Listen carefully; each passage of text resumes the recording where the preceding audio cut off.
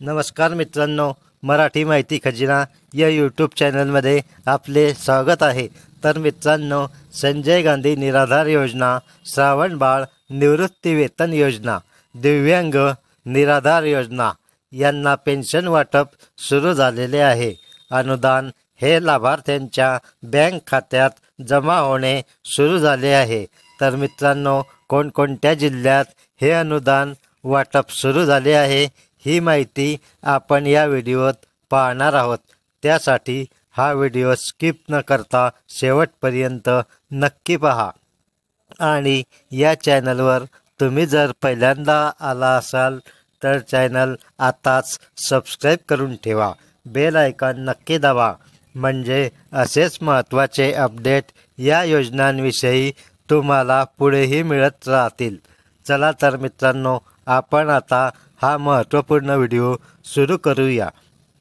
शासनाच्या विशेष सहाय्य कार्यक्रमाअंतर्गत राबविण्यात येणाऱ्या राज्य पुरस्कृत विविध योजनांच्या निराधार लाभार्थ्यांना दरमहा 1500 रुपयांचे अनुदान दिले जाते।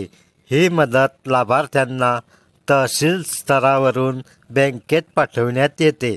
बँकेमार्फत मदत खात्यात वर्ग करण्याची प्रक्रिया केली जाते। संजय गांधी निराधार लाभार्थ्यांना तहसील कार्यालयातील संजय गांधी योजना विभागामार्फत बँकेत लाभार्थ्यांची यादी पाठवून निधी दिला जातो। त्यात अनेक कामे असतात, त्यामुळे वेळ जातो। प्रत्येक ठिकाणी ही प्रक्रिया तेथील प्रशासनाच्या कामावर अवलंबून असते। तर मित्रांनो, 3 जानेवारी 2025 रोजी नवीन GR आला आहे।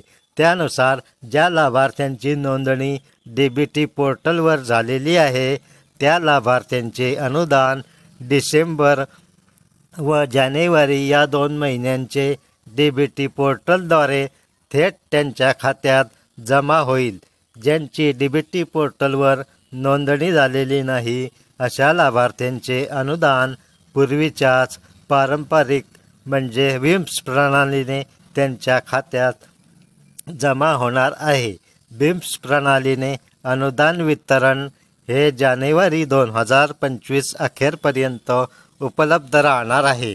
जानेवारी 2025 नंतर पारंपरिक पद्धतीने विम्स प्रणालीने अनुदान पाठविणे बंद करण्यात येणार आहे।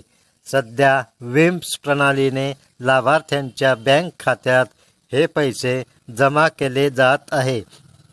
अनेक जिल्ह्यात ही रक्कम लाभार्थ्यांना मिळत आहे। सांगली, बुलढाणा, पालघर, नांदेड, हिंगोली, ठाणे, बीड, पुणे तसेच इतर जिल्ह्यात निराधार योजनेचे अनुदान मिळाले आहे। तुम्हालाही ते लवकरच मिळणार आहे। ज्यांना पैसे जमा झाले त्यांनी कॉमेंटद्वारे अवश्य कळवा।